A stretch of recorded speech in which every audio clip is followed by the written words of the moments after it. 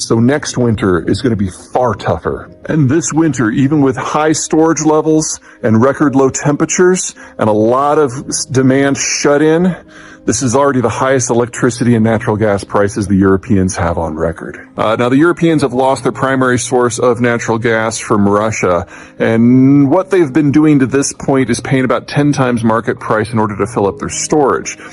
The problem is that storage is just that, storage. It's not even an emergency supply. It's part of their normal supply system for the winter. So stuff comes in via pipe, and in the summer, demand is lower, and then in the winter, they get about 2/3 of their supply from pipe and about 1/3 from storage. Well, they've lost half of the stuff that used to come in from pipe from the Russians. So they're going to be drawing down more aggressively, and by the time we get to next winter, it's going to be really ugly, because the pipes from Russia are in many cases now destroyed, and so they're not going to be able to top off their storage at all without paying absolutely exorbitant prices. Now, there are a couple of ways that you can kind of square the circle here. The first one is bring in natural gas from new sources. Now, the pipes are all maxed out, so that has to be with liquefied form. Normally, natural gas is transported by pipe through fixed infrastructure, but you can, at the point of export, freeze the stuff into a liquid and then load it onto a specialized tanker that then brings it into your consuming zone, where it is offloaded and regasified and then funneled back into your system normally. Now, freezing a gas into a liquid form is as energy intensive and as expensive as you might think. The Europeans get around that on the emissions side by pretending that anything that happens with natural gas before it reaches Europe is not their problem, which is, very par for the course when it comes for European data on carbon. And in terms of energy security, unless you sign a fixed term contract that's usually 10 or 20 years, you're tapping what's called the spot market. So just individual cargoes that are looking for a home.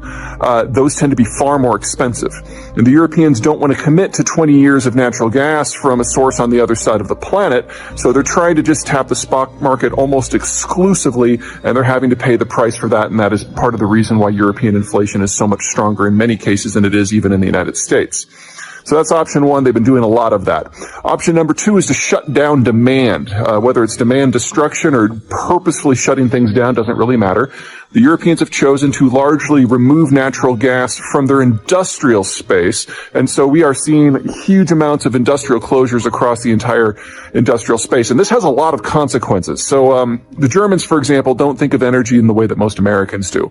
We're very agnostic about where we get our energy. So Mexico, Canada, Saudi Arabia, Venezuela, if we don't think anyone is looking. The Germans need long-term contracts with state-owned suppliers through fixed infrastructure, so they have a degree of stability in their supply. That is not an option right now because a lot of the pipes are offline. So when you shut down industrial infrastructure and demand in Germany, you're talking about something that cuts to the core of their entire industrial model. Because that natural gas isn't just part of their electricity system, it's part of their petrochemical system, which is what makes their manufacturing sector possible.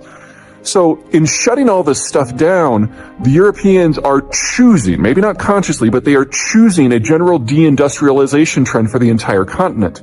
No one is making nitrogen-based fertilizer in Europe anymore. No one is smelting aluminum anymore. A lot of the steel foundries are shutting down. Auto manufacturers are already down by a quarter and it's dropping fast. It'll be gone in less than a year because remember, next year they're going to have even less to work with. So we are looking at the collapse of not just the broader European economic model, but the specific German industrial model that allows things like BMWs to exist. The problem they're facing this winter is that even the normal backup plan of going to the United States for liquefied natural gas is not really an option. As you can see, it's a little chilly here in Colorado. It's chilly in Washington. It is chilly in Texas and Florida. Here it's 4 degrees this morning. And if it's cold in the United States, that means we need incrementally more natural gas in order to keep the heat on. And the only swing energy producer that the United States has in terms of power generation is natural gas.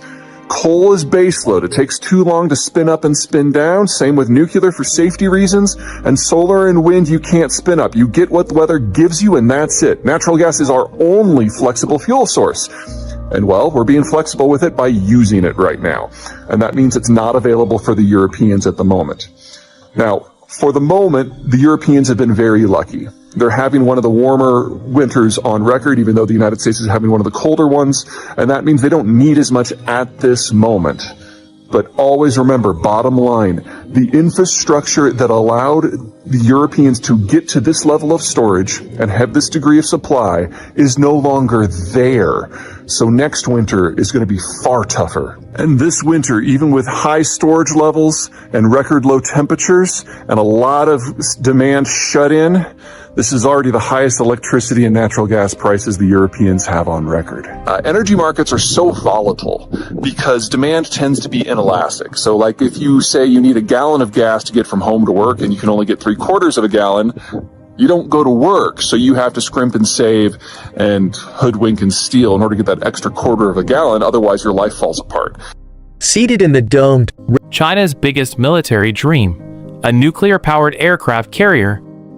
A fourth aircraft carrier is one of the top items on China's military wish list.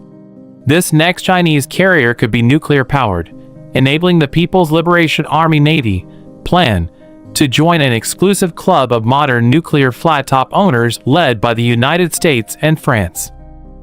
This could make the plan a global power with the ability to protect its sea lanes and territorial claims, and even guarantee that it will have the military power to ensure it maintains constant oil supplies from the Middle East. A nuclear-powered carrier could allow the plan to threaten Australia and India, not to mention keep constant vigilance over Taiwan, South Korea, and Japan. China is reportedly racing to bring carrier-based nuclear reactors to life by 2027. China State Shipbuilding Corporation has stated it would need to mount a substantial technological leap forward before creating a nuclear-powered carrier. Still, the Chinese are confident in their shipbuilding prowess. They already have the world's biggest navy, so surface shipborne nuclear power should be in its wheelhouse. Even if the new carrier is diesel-powered, that is one more headache the United States and its allies must worry about. The U.S. Navy could choose to constantly sail 2 carrier battle groups in the Indo-Pacific, but that depends on how well the American carriers can be maintained so they can stay out to sea in a manner that would keep the flotillas engaged in East Asia. The third Chinese carrier, the Fujian, is the fleet's largest and most advanced flat-top. It launched in June. So, the plan is sailing with the wind at its back in favorable conditions. The Chinese are believed to have design work for the fourth carrier completed and can start an initial build between 2025 and 2027.